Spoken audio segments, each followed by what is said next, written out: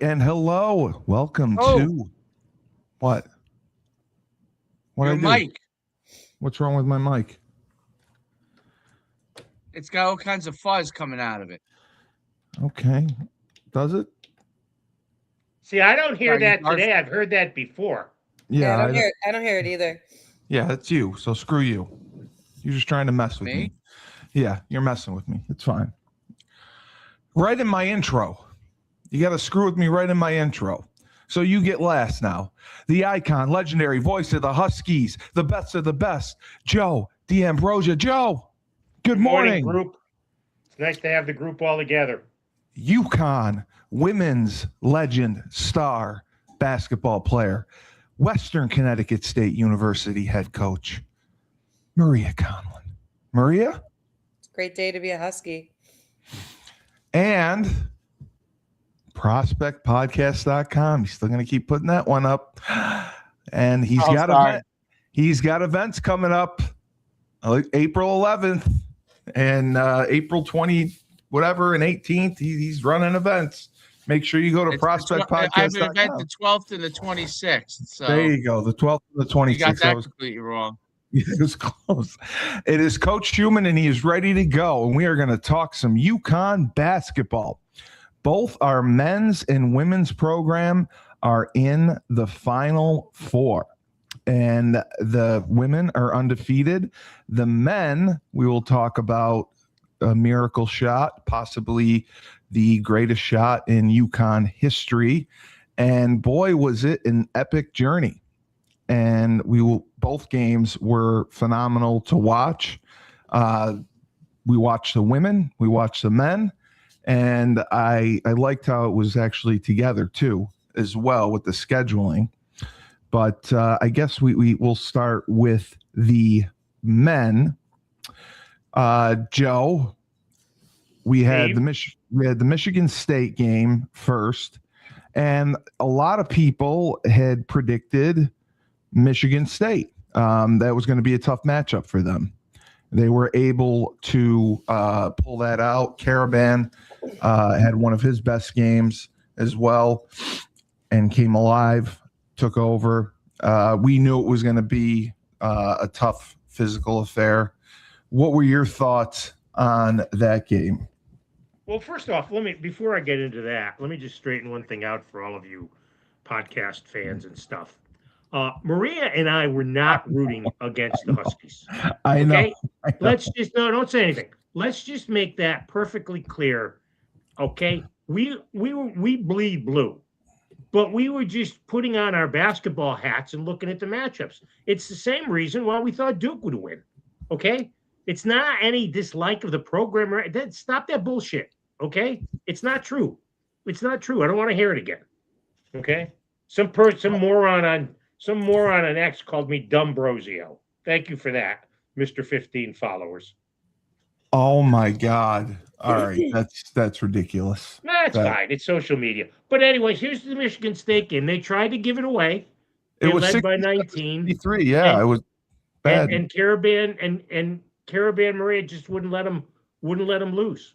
That was the simple thing in that game. They fought through. Demery wasn't at full strength. And the Michigan State game, they did what they had to do to win to get to Sunday. I mean, that's the best way to put it. I mean, unfortunately now the Michigan State game is like a distant memory because all I think anybody wants to talk about, and basically all we should talk about after this is the Duke game. Yeah, I mean, I totally agree. I thought Michigan State played really bad in the first 10 to 12 minutes, and I think we needed every second of that bad 10 to 12 minutes to survive that game because they did not play really good defense in the beginning. They could not buy a basket. Their offense was out of flow. And to Joe's point, I think we just, we got a great lead in the beginning. Like he said, it slipped away and we did what we had to do down the stretch to solidify it. It is what it is. But I mean, you turn back time, I think if you take away even 5 of those 10 to 12 minutes, I'm not sure that we win that game, but that doesn't matter. We did. Who cares? Let's move on. Joe, I just have 2 questions for you. One, was this team typical of a Tom Izzo Michigan State team? Because they definitely seemed off for what he normally has. No, I don't think they were his. Put it this way, they weren't his best team. But the one thing you know about Tom Izzo teams, Yeah, they're always going to compete. They're always going to be fundamentally sound. Some years the ball doesn't go in the hoop. It wasn't a great Michigan State team, but it was physical. You know, those two big bangers in the middle, which is something UConn's going to see on Saturday night, and potentially if they win Saturday on Monday night. right. It was a good Michigan State team, Steve. It wasn't a great Michigan State team. And then, how nervous do you think everyone collectively was when Terrace Reed went to the line for those 2 free throws at the end of the game? Well, I mean, he's not a great free throw shooter. What is he? No, like he's not. % or something like Yeah, that. he's But he's you know, awful. we've seen, and Maria can vouch for this on the women's side too, for all the games that she's watched. You know, sometimes the stats don't mean anything when you get to the late stages of the game. You've got 80% shooters who can cough it up, and you've got 57% shooters who look like they're Rick Barry and Steph Curry. Right. I mean, listen, Terrace Reed has been awesome all tournament. Yeah. We wouldn't have won the first. We would have been home in the first round if it wasn't for Terrace Reed. And honestly, I don't think we would have came back in the Duke game without Terrace Reed. He looks like a guy, and I mean, listen, he's had a great year. We've talked about him constantly. We're only a good team when he's on the floor. In my opinion, we've been saying that all year. If he's in foul trouble, we're in the danger zone. If he's on the floor for 30, 32 minutes, we can win basketball games. And I think he did a good job the last 2 games of keeping himself on the floor for long extended periods. I think Reba showed in the Michigan State game that he's just not ready for that level of physicality. Time, yeah. You know, which is why we saw Terrace play 33 minutes, I think, against Duke. Yeah. But he looks like a guy that's like super focused, probably super focused on his draft level. And I thought he actually went to the line looking cool as a cucumber in that game. I mean, did too. Yeah, from a statistical standpoint, yes, if you just look at that. But if you look at the game in its entirety, he was cold as ice, like cold as ice, meaning not that he was off, but like cold as ice in everything that he did with confidence and certainty. So I wasn't shocked at all. Was I a little nervous? Yeah, of course. I think anyone who says that they weren't nervous he was going to miss those free throws is crazy. But they're not telling the truth. That's for sure. You know, what do they call those Monday morning quarterback shows? Yeah, exactly. That's what we're great at. Yeah. Dave, what were your thoughts on Michigan State and everything that went down there? I think I'm going to echo what Maria said. Reed has been a man possessed in this tournament. It was one of the, and he had games where he played possessed during the season too. Like you saw flashes of it. In the Big East tournament, he had some incredible games, but he's so strong and powerful, and when he can run, run the floor well. Like when he decides he wants to take over, I mean, he really has the capability to take over the game against pretty much anybody inside. So he's shown, even against St. John's with their great player, I forgot his name, but Ejiofor.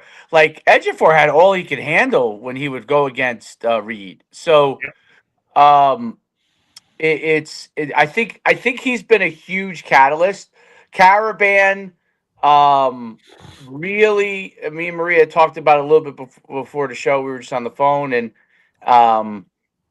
he really, his experience, and all the years of playing obviously on great teams, making his own mistakes over the years. I mean, he was so cool. Now I'm talking about the Duke game, but like that pass was unbelievable. Yeah. But I think he's a rock. Like when he is that rock, like he stabilizes the whole team. He's the stabilizer for that team, and then I think that allows guys like Sola Ball, who's played well in the stretch here. Obviously Silas He's had some injuries, but he played well in the last game. I think that those things are to me, and Hurley has a huge part to do with this. I really do. I really think that his style and the players that are with him, because obviously you wouldn't be going to UConn if you didn't buy into his style, right?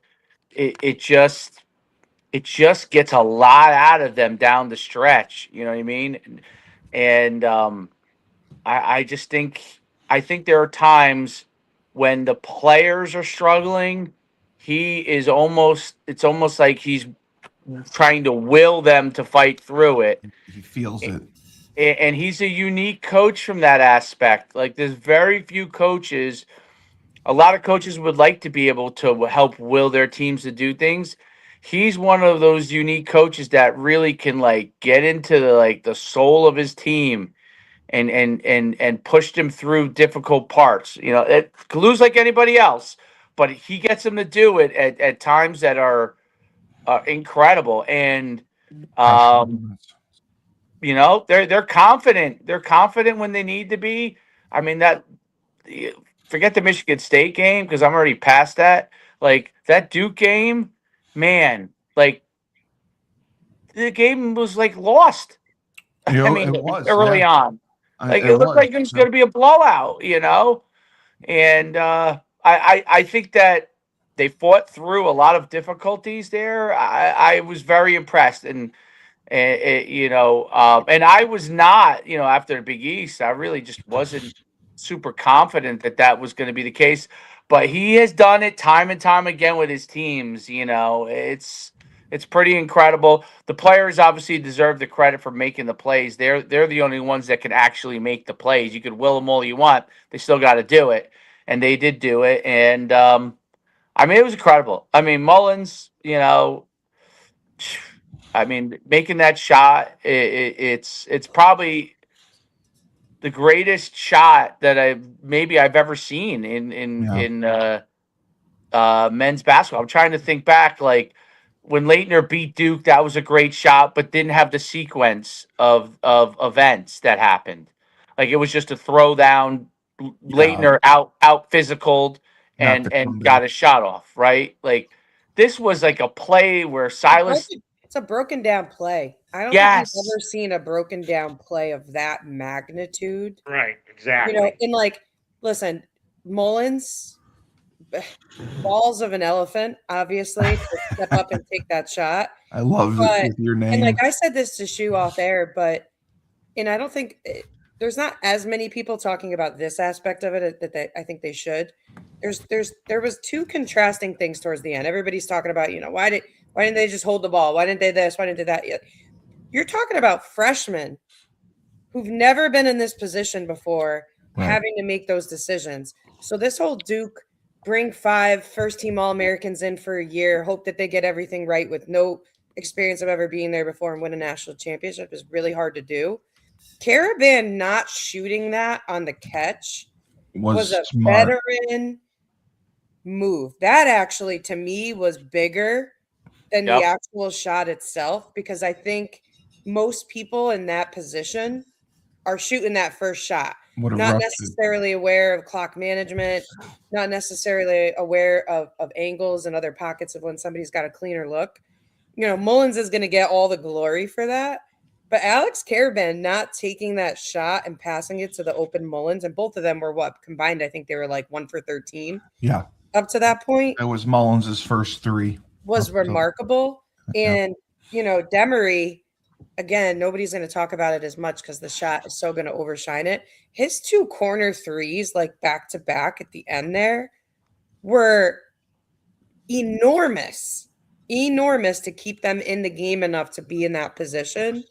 And then, like, Joe, you know this, right? Like, the amount of things that had to fall perfectly in place to get to that point. For that to happen. And from that standpoint, too, and when you watch the video of the shot, which we've all watched 1,000 times by now. Yeah, at least. The Duke kid, there was a Duke kid who was 5 feet away from Mullins and didn't even move towards him or raise his hands.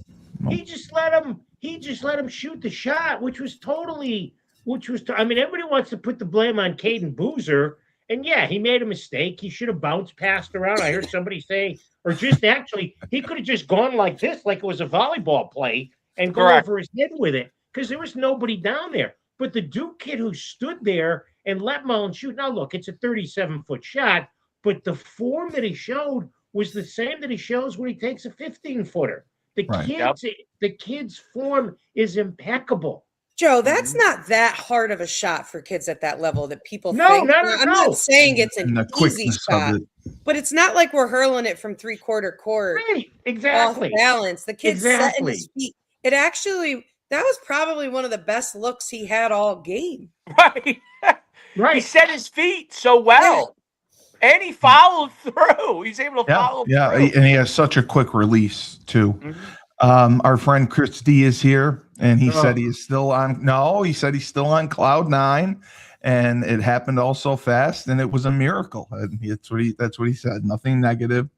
But Joe, going back to the first half, Duke came out like a ball of fury, and they took the lead early on. We turned the ball over. We couldn't buy a basket. What do you think was the biggest issue we had offensively? Duke's really good. Here's the biggest issue. Duke's really good. It doesn't have to be any.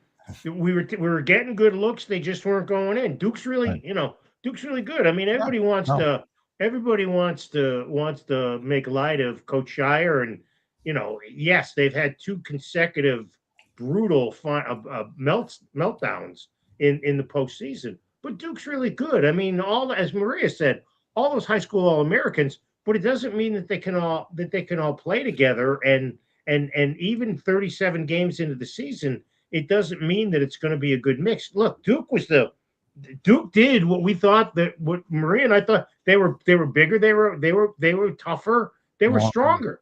Yeah. I mean, look, Maria and I were texting during the game. I mean, Cameron Boozer was abusing Caravan inside, just abusing him.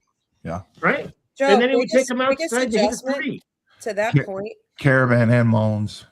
So the biggest adjustment that I saw Hurley make late in the game that, again, I don't hear like a ton of people talking about, is they actually put Reed on Boozer. Yes, they put Reed on Boozer. Caravan off, and that changed the game because he was not able to get as deep into his spots, and Reed caused that really huge turnover at the top of the key. Right. That we ended up coming down and scoring on. But he dunked on. Yep. Yeah, I don't know why we didn't do it sooner. Maybe it was just to preserve Reed and his body long term for the game. But I really felt like that one adjustment in the last 4.5 minutes when they switched Reed on Boozer and took Caravan off really, really opened it up and changed it. Duke could not get as much going. So kudos to Hurley and his staff for that adjustment. I was kind of screaming it all game, why is Caravan on this guy? He's manhandling him. Yeah. But maybe there was a method to the madness. I don't know if Reed could have guarded him for 33 minutes and still been able to do what he could on the offensive end. And not fouled as well. But, the 3.5-4 minutes that he did guard him, I thought he did a phenomenal job, and it changed the game. Dave, I mean, the Maria Brain, the X's and O's. Dave, the first half, 44-25. Everyone watching it, we were just kind of shocked and disenchanted, I would say. How were you feeling after the first half? Did you think it was over, or did you think that we had a shot of coming back? I think she was hungry because it was around 6 o'clock. That's how I think she was feeling. I was watching. I didn't watch until after. I didn't watch any of it until after because I was at a tournament. To the event, right. So I really watched a lot of it in retrospect, knowing already what happened because everybody told me what I was getting called while I was at the event. I was telling Maria, my family was calling me, "Did you see it?" I'm like, I was standing there getting scores from a 7-on-7 tournament. So, but when I did watch it after. I was watching it after already knowing what happened was interesting. It was actually almost more mind blowing that they're able to come back, right? Because you're hopeful. If you're in the moment, you're hopeful, but or maybe you're hopeless and then you get hopeful. But watching it after, like, just logically watching it, it's incredible how poorly they were playing. So and how they were able to that's what's I think the great thing about this team. Like, there are times you're like, is this team even good? And then they roll. Like, they don't, their mentality and the fact that the game is never lost in the way that they approach their playing style is incredible. It really, really is incredible. Like, they just fought possession by possession, Chipping away one at the lead. possession at a time. It still looked like they were never going to get there, even though they were fighting back.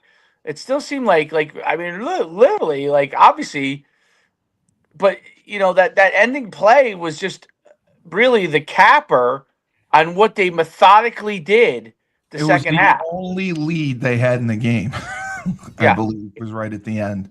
I think the most important part of the game was the last minute, other than the ending, was the ending of the first half when they got within 15. That's gave what I was going to say. A little feel-good feeling into the locker room, because they were dead in the they were dead in the water before that. Yeah, it got it to 15 before the half, and then what about Shire? Does Shire take any blame for this?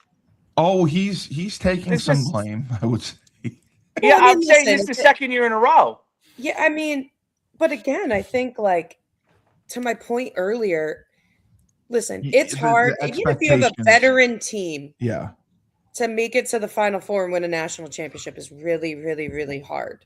Look at the Fab Five. You've got freshmen doing it. So, is it his fault that he keeps losing kids to the NBA draft and then reloading with all these studs?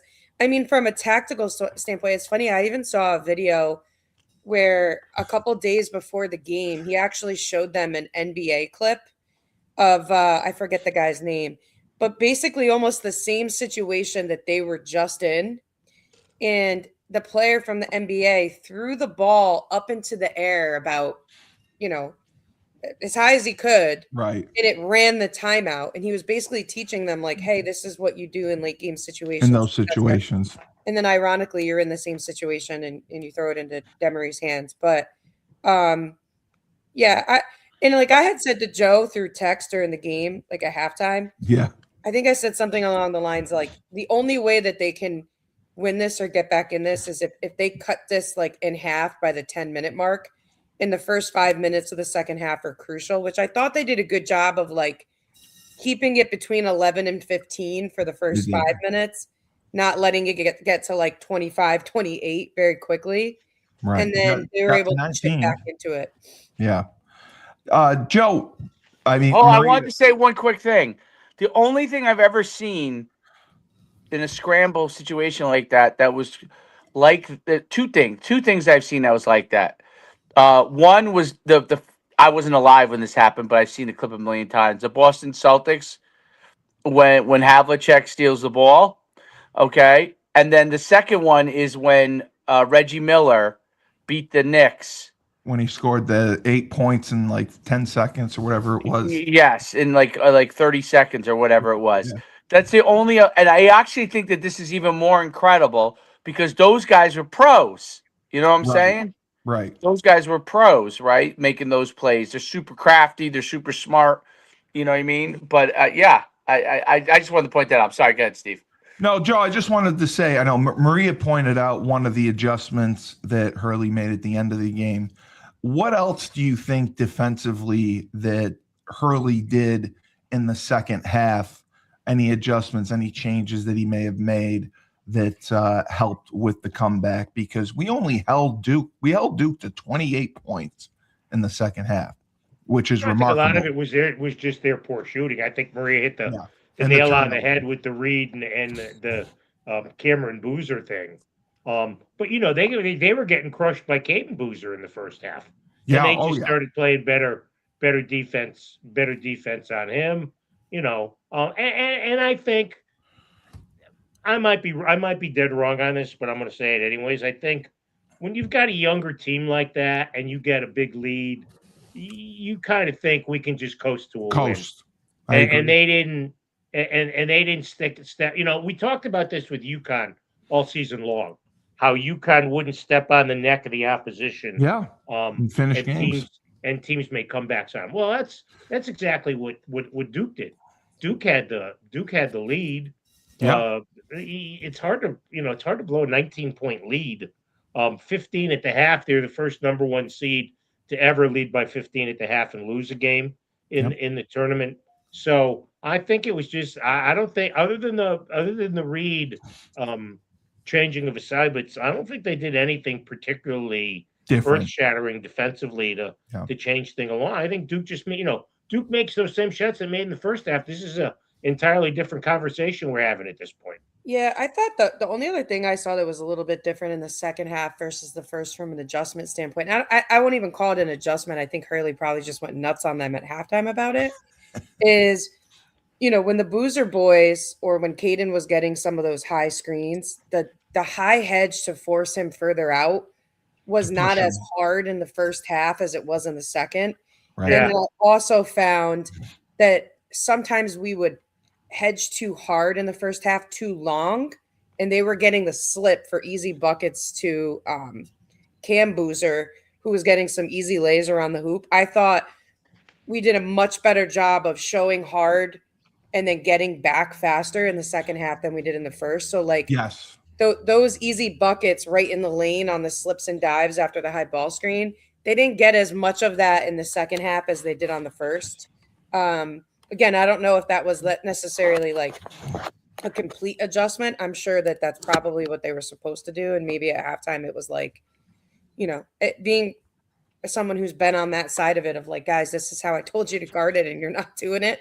And this is why we're getting beat. I'm sure Hurley was like, what are we supposed to be doing here? You can't hedge all the way out to half court and leave Boozer fly into the lane. Right. Which was happening a lot in the time. first half. So I thought they did a good job of hedging hard, pushing him out, but then getting back way faster to the diver.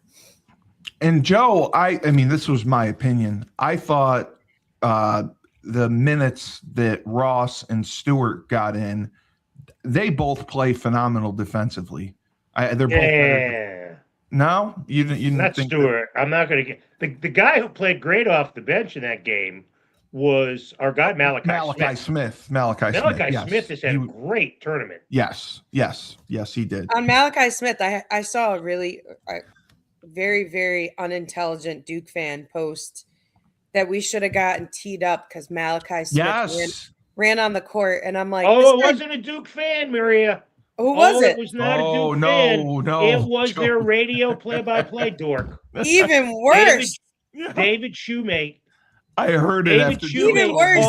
I'm like, he was on the court. What do you mean? He's part of the play. David Shoemate's call will live in infamy as one of the worst calls in play-by-play history for saying that. Yeah. I was shocked. That was bad. I was like, what?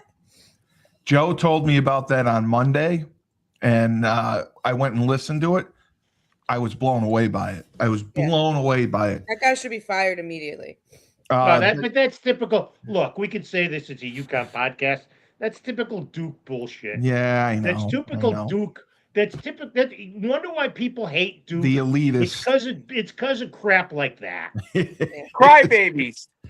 That's exactly what my mother said. Duke crybabies. That's what I call them. Duke crybabies.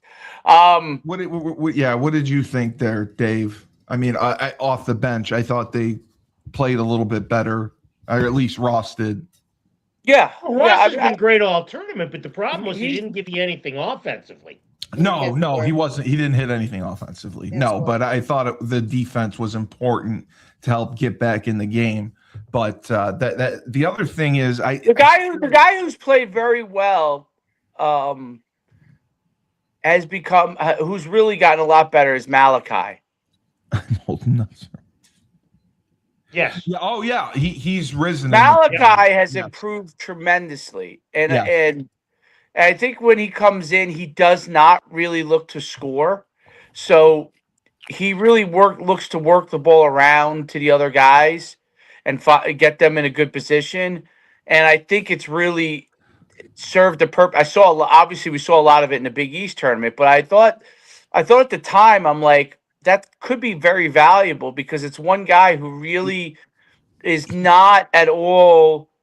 I mean, he'll score if he has to, but he's not looking to score. He's looking to put other guys in good position.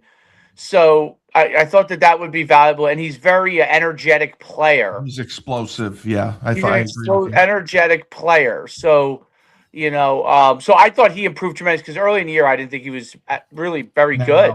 No, but he's looked really good. Like again, that might be obviously he's a talented player. He's at UConn, but coaching wise, he's getting him to play.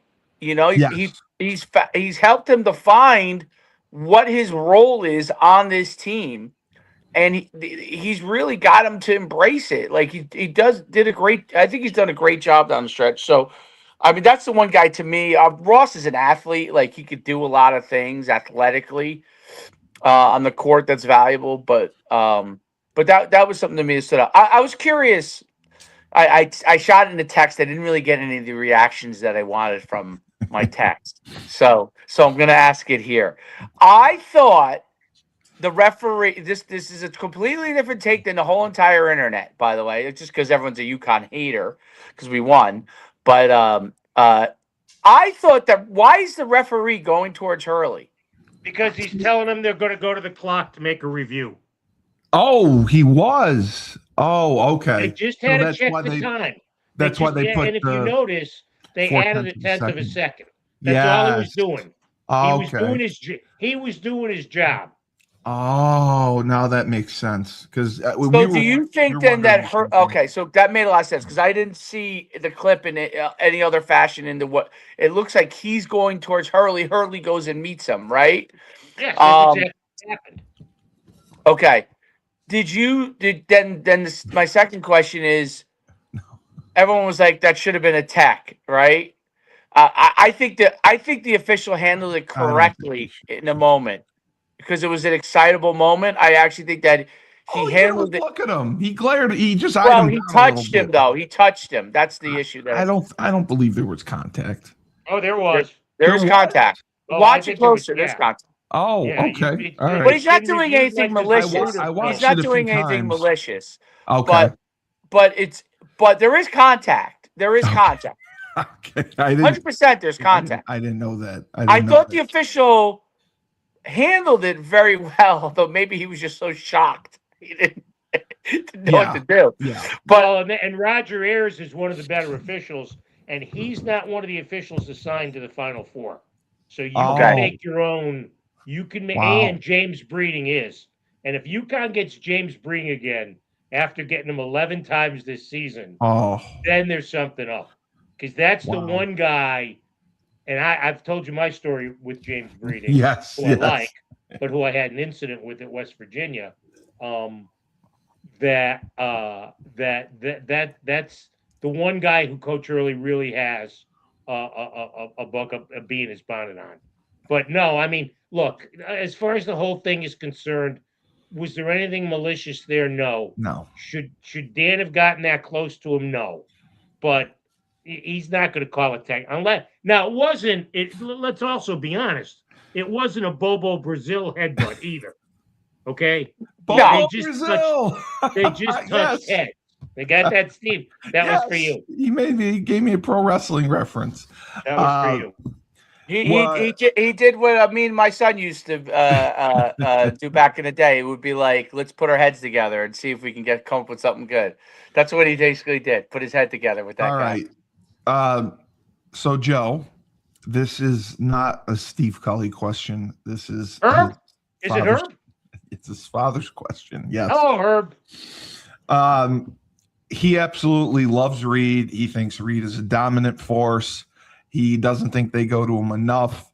He is curious because we have so many offensive weapons. Reed has been carrying the load. And is he capable of being that first offensive threat and carrying the load all the way through the two games in the Final Four still? Well, I think he's shown it. A very good once again, Herbert. An outstanding question. An outstanding question. Of course it is. Here's my thought. We're playing pretty big. We're playing pretty big teams. Don't put that up. The next 3 games. Yes. Okay. So, but he's got to be. The offense runs better for him because Maria. The one thing that we've underestimated, I think, on Reed all year, for a big dude, he's a really good passer. That pass, that low pass he made to Caravan for Caravan's first bucket was delicious. He's got That great was vision. really good. Yeah. So yeah, I would run the offense through Reed. Yeah, because he's like he kept saying think he Reed's has the a only one slight- carrying him. I think we have a slight edge in the paint versus Illinois, and I think Illinois has a slight edge on the perimeter against us. They want to score a lot of points. If they hit a lot of threes, it'll be a tough game. But I'm calling UConn 71, Illinois 68. Yeah. Wow. Already making a prediction, and we've still got 18 minutes to go. Well, we haven't even gotten to the women. So I just thought defensively we have played phenomenal throughout. So Here's the thing I'll say, and yes, we got to get to the women. Yeah. Is that throw out the first game that they played in Madison Square Garden. Yes. Reed was coming off injury. Mullins was coming off injury. The Wexler kid wasn't what he's become. So that game really means nothing. Illinois' offense is ranked first in the Ken Palm ratings. I don't give a hoot about that crap. Okay, I think that's like UConn. I did a lot of research for the show last night, unlike normal. You know where UConn stands nationally among 361 teams as far as scoring off the bench is concerned? Anybody want to guess? We're near the bottom, aren't we? 301st. Yeah. That's. So guys got to stay on the floor. Guys can't get in foul trouble. I'm with Maria. I think it's a close game. I think UConn wins by maybe 5 or 6. Yeah, I think UConn wins as well. Oh, thank you. There you go, Dave. Good one. Yeah, I think UConn is going to win that as well. When something like that happens, I think it is showing destiny. I think beating Duke was the toughest challenge other than if they face Arizona in the final. No, don't sleep on Michigan. Michigan's good too. I think Michigan's going to beat Didn't we Arizona. beat Michigan? Or I'm thinking of the women. The women beat Michigan. Michigan's I the only got one we haven't Michigan played. beating Arizona.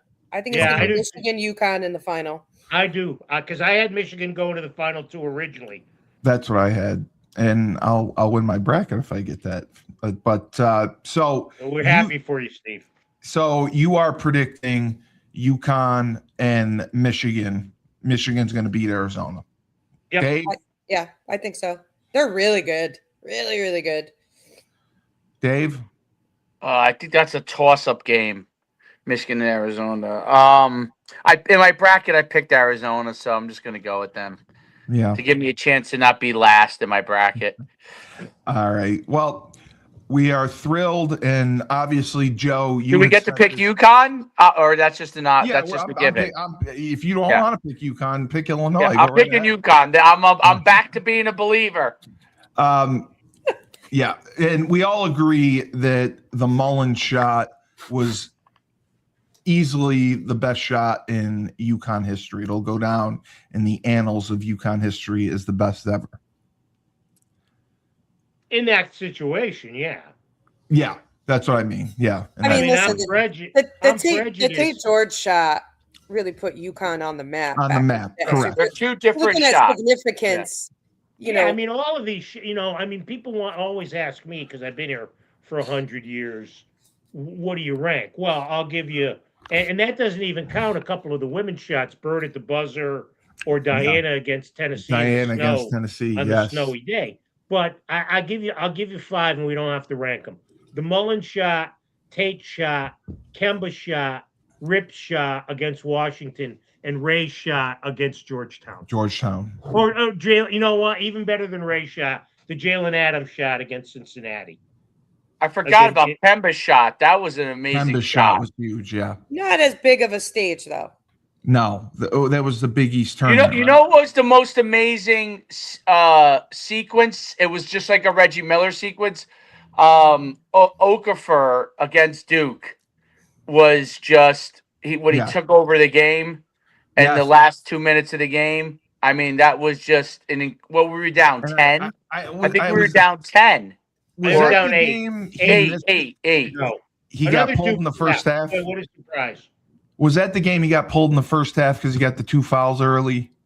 Well, he got pulled and Jim sat him on the bench because he always did that. Yes. Krzyzewski Yes. played his big guy, got a third foul. Correct. And then all of his guys fouled out, and Emeka, as you said, Took over. dominated that last part of that game. So, all right, on to the women. Let's talk about the All right. unbeaten. So the women, they are, like I said, a freight train right now.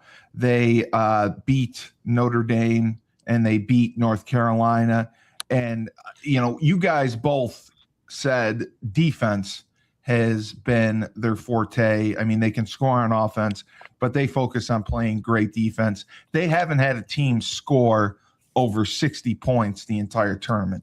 They've held teams in the 40s, in the 50s.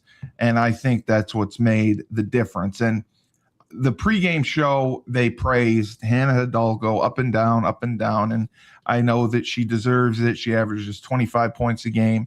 But Joe and Maria, I thought UConn had a great game plan coming in to stop her. She still had 22 points, but it was on 7 of 19 shooting. And then no other Duke player scored in double digits. So Notre Dame. Yeah.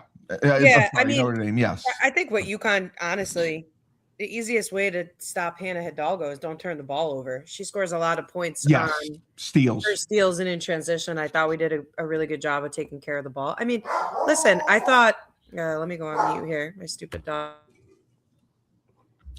Yeah, no, that's why I was asking, because to have her score 22 points and the next highest score was 8 shows that defensively they take pride. And I thought KK Arnold was phenomenal. I mean, I say she's the Energizer bunny out there defensively. It's not always going to show up on the stat sheet, but I thought she played phenomenal defense when she guarded Hidalgo. Maria?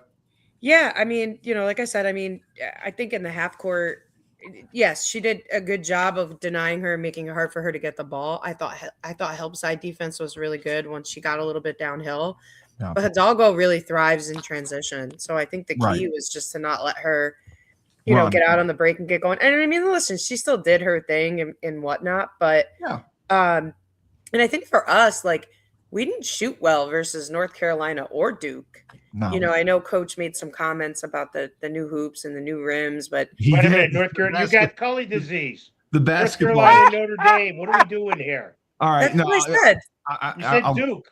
No, I said North Carolina. No, North Carolina and Duke is what you said. Oh, geez, yeah, he's confusing me now. I didn't think we shot well at all in the Elite Eight, right? Okay. And then we're in the Sweet 16.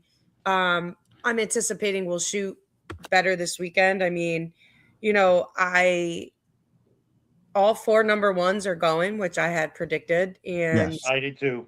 I think the scary part right now is that I think Texas is playing like scary level basketball right now. I've watched every single one of their games.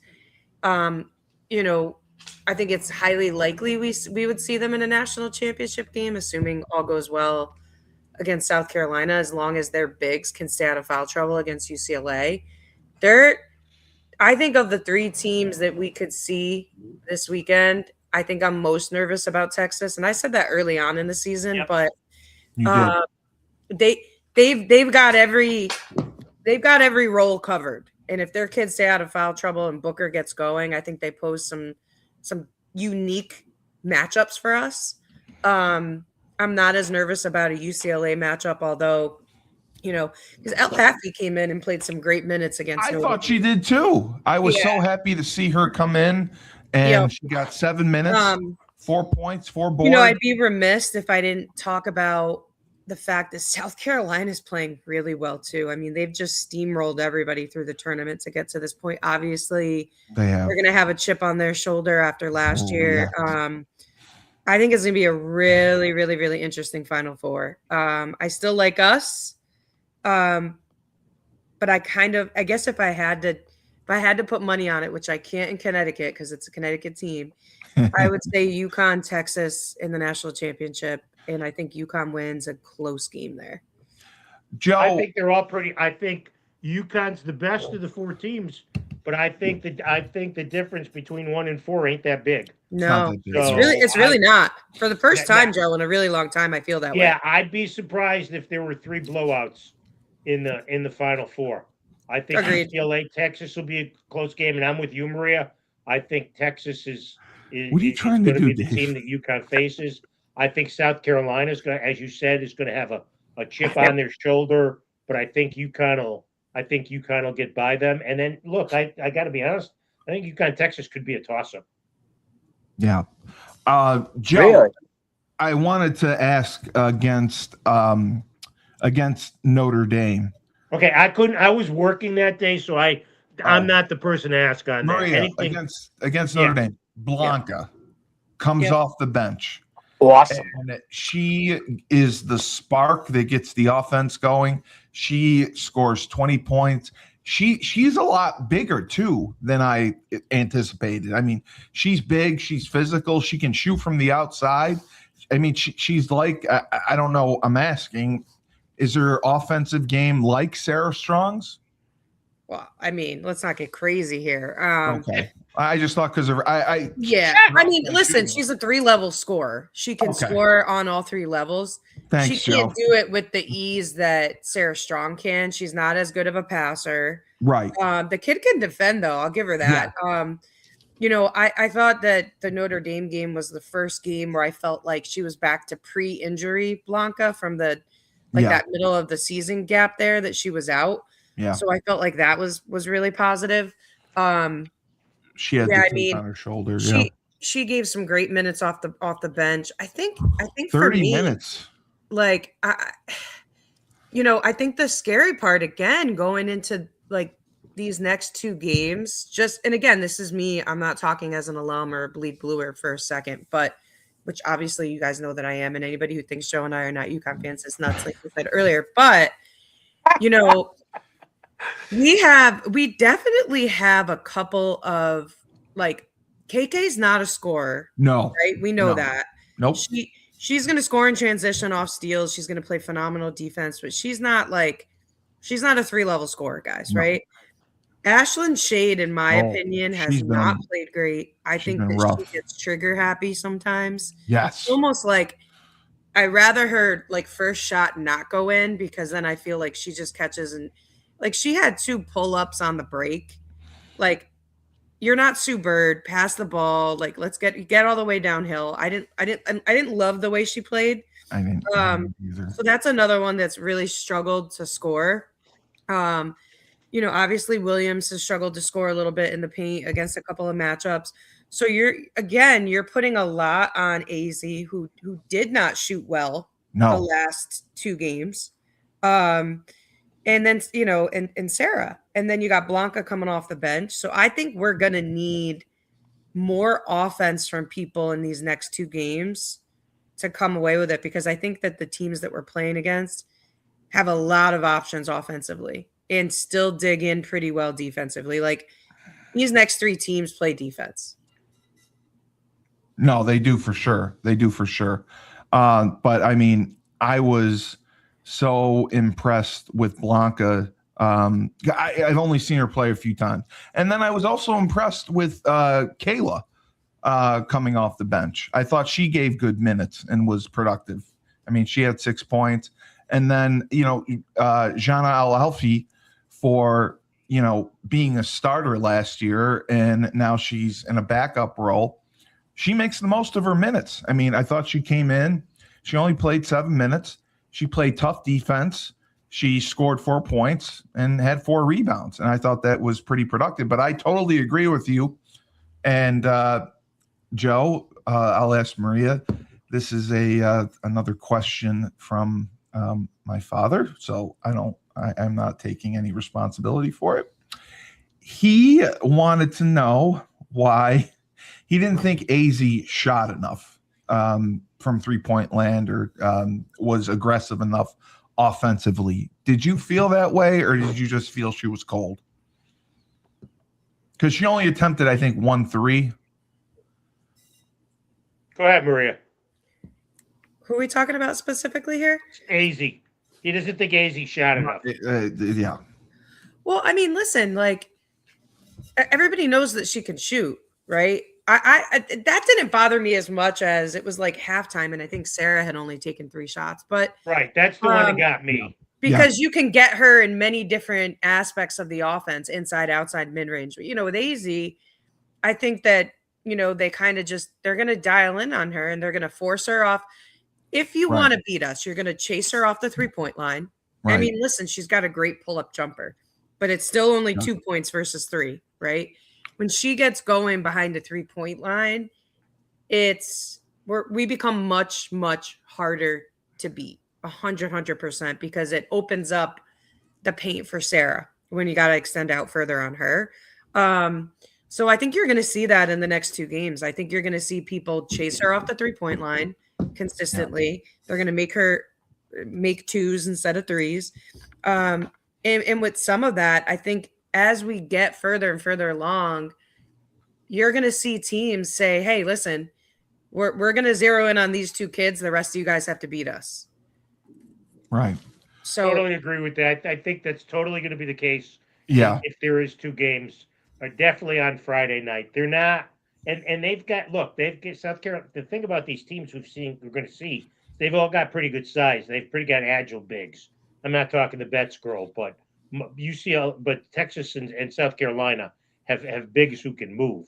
So it's going to be incumbent on Shade, and it's going to be incumbent on Blanca and Sarah Williams and KK and K9 and Ali Zabel and Jenna. Although I think you don't expect scoring from her, I think they're going to have to help carry the load offensively, because you're not going to get. I'd be surprised if you get like a 50-point combined effort from AZ and Sarah, just because the way that they're going to get played.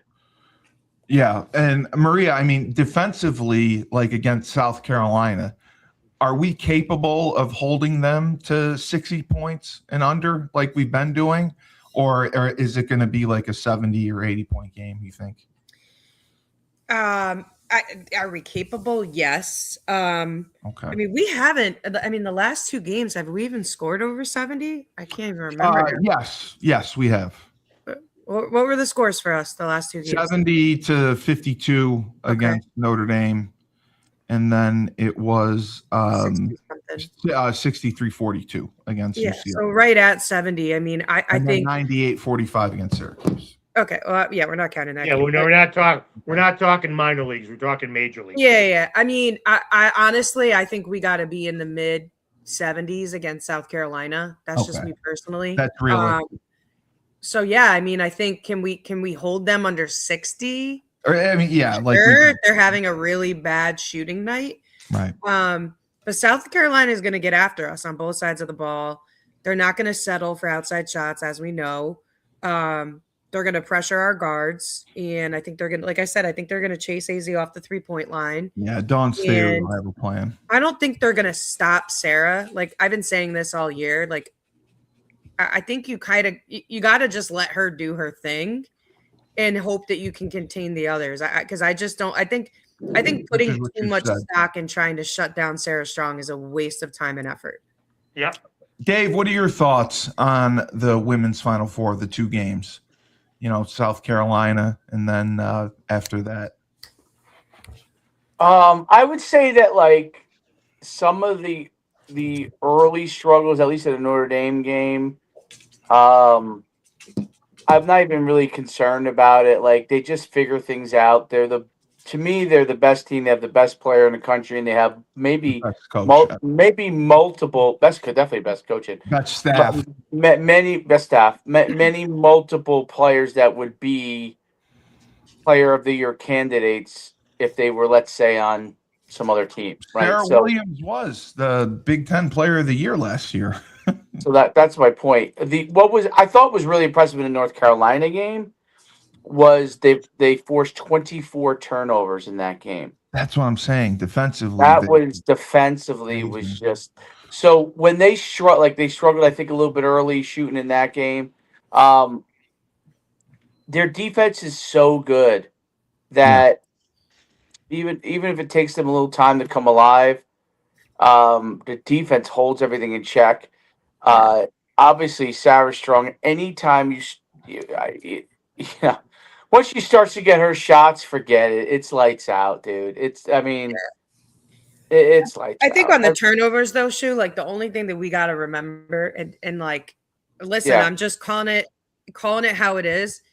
You're being objective. Notre Dame and North Carolina's guards are nowhere.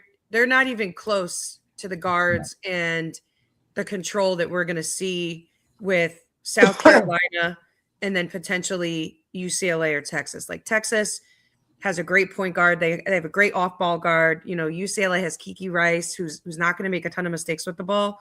So I think that's like, it only tells half the story because those guards, even though it's the Sweet 16 and the Elite 8, those are not elite guards that can compete against UConn. I think we're going to see a totally different story this weekend. This is a whole different level of competition. It is. It is. In my opinion.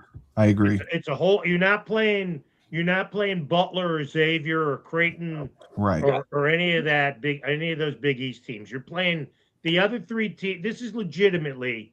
You might not say this for the men's tournament, but for the women's, you can certainly say the best 4 teams got there. 100%. And that's a whole different level. We all want to talk about how things are getting closer parity-wise in the women's game. Well, maybe from 5 to 30 they are. They ain't from 1 to 4. Yeah. That's for damn sure. Yeah, Because these teams barely have had a break a sweat. I mean, really, the toughest half anybody had was UConn's first half against Notre Dame.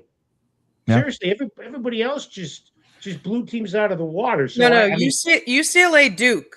UCLA. Yeah, Duke. that's true. UCLA was down 10 against Duke. Yep, that's true. I forgot that. But these are elite teams coached by outstanding coaches who have the same goals that UConn have. I don't think this is the cakewalk that everybody in Connecticut thinks it's going to be. No. We're spoiled, as I wrote. We're spoiled sometimes. It's great. Maria fact check Joe. I wrote a blog on Husky Hub about the women's team. The reason why I know that, Shu, is because I think there's on the women's side, Duke versus UConn is not really as big of a rivalry as it is on the men's side, right. But nothing pleases me more than every year being able to say Kara Lawson still doesn't have a national championship. So I've watched that intensely because guess what? She never got one versus me. Wow. And I had to guard her for years and watch her scream into cameras and act like a tough guy. But guess what? Still don't have a ring. I love the competitive. That's Let's go. Chris D, read my blogging before you laugh at it. I blog great. I am the best blogger. I'm going to give Steve credit. One thing I found that Steve does incredibly well, he actually writes incredibly well. Yes. There you go. And Chris D did agree with you. Sooner or later, some of these other starters like Shade and Williams need to step up their scoring this week, especially against Texas. If we end up facing them, they're going to zero in on AZ. And he agrees totally on Shade. She's way too trigger happy. And he says that my blogging is making him laugh his ass off. And then I still have distaste for head coach Kara Lawson. Yes, good. Christy, let me tell you why. And I've never in my life I hated her as a broadcaster. Seen a coach who's never won anything as a coach use every opportunity in the media to try to create a mic drop moment for like a book deal. Like enough. Really? Done with it. Oh yeah. If you go to all her her stuff, she said the other day she said I wake up intense. Great, cool. You're going to go to bed very calmly tonight. I wake up intense. Okay. No one cares. I got a question about Husky Hub. I wake up intense. Hey, Schumann. Yeah. Is Cully's stuff under free, premium, or pro? Oh, it's free. You just go to community blogs and it should be right there. I wrote 2 blogs. I think it's under his name too. I think your name. Yeah, it's listed. My name comes up. And I got to put our baseball blog under there too. Joe, we'd love to have you put a blog up there once in a while. I'm sure he'll love doing that. I would do that. For sure. So, Cully, how do I find you, Cully? I want to inform all the millions of viewers. If you go to Husky Hub, Joe, drink I'm some not bourbon Husky. first. Drink gotta some go to bourbon community. before you go on up that pod. top, up top it says community, Yeah, I got And to then- that. and then the blog is the first one down. Yeah, I know. Click on that, I did. and then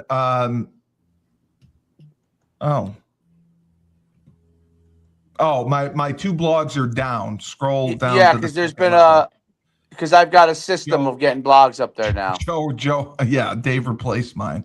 No, I didn't replace you. Just no, no. push down. There's newer Yeah, blogs. I'm on the second level. I wrote one about the men's basketball team, and I wrote one about the women's team. Huskies head to Indy. Is that yours? No, keep scrolling down. It's All the way at the moment? bottom. That's where Dave put him. the level below that. Yeah, An epic moment. that one's mine, and then the UConn women's Maria, I got a basketball is system. great. I'm rolling. I have blogs that roll out every day on each sport. Yeah, so we're putting out. Oh, content. this is quite a beginning. It was the best of times. It was the worst of times. Where did you come up with? I didn't I write that. told you to drink a bourbon I first, didn't, Joe. I didn't write that from the. Is that I from? might A need Tale of Two I might Cities? need a couple. Is that from A Tale of Two Cities? No, Yeah. I thought they That might weren't be bad. from A Tale of Two Cities, actually. It's from A Tale of Two Cities. I used to. I read. have to jump on this other. No, we're going. We're No, done. no, just- you can close. You I can think close now it. that we're dissecting Cully's blogging, I think that's the official end of the show. All right. Well, predictions next week when we do the show, are we coming back with two national champions? No. Yes. Championships. No. Yes. One. I'm going No. to say one. I don't know which one, but I don't Okay. think both. All right. We're off on years. It's 2004, 2014. We missed 2024 already. Put it this way: for the millions of people who have done this, let's just hope they both get to the national championship game. So Yes. Elliot from Jordan's Furniture is paying out gazillions dollars. Love it. Love it. All right. For Joe Coach wants his Schumann recliner paid for. Let's go. and prospectpodcast.com and the best of the best, the icon, legendary voice of the Huskies, Joe D, UConn women's star, legend, movie star, Western Connecticut State University head coach Maria Conlon. I'm Steve Cully, the best podcast host in the universe. Remember, when life gives you lemons, don't make lemonade. Take 2 oranges, throw them right back at Chris D.